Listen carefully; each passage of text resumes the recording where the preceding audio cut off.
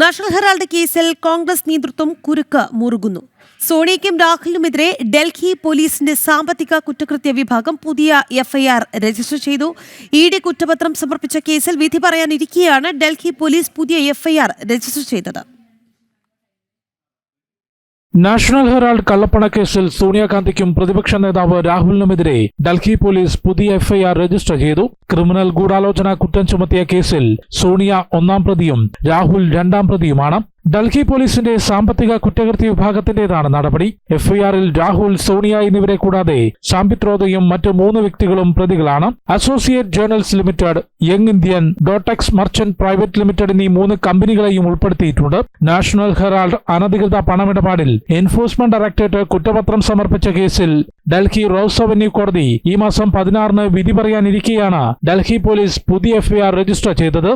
സോണിയയും രാഹുലും ഡയറക്ടർമാരായിട്ടുള്ള Young India company National Herald പത്രത്തിന്റെ 2000 കോടി രൂപയുടെ സ്വത്തുവകകൾ ഏറ്റെടുത്തതിലെ ക്രമക്കേടാണ് എൻഫോഴ്സ്മെന്റ് ഡയറക്ടറേറ്റ് അന്വേഷിച്ചത്.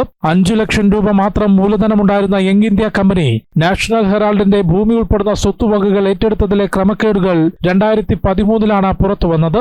കേസിൽ 2022 രാഹുലിനെയും സോണിയയെയും ചോദ്യം ചെയ്തിരുന്നു. ജനം, ഡൽഹി.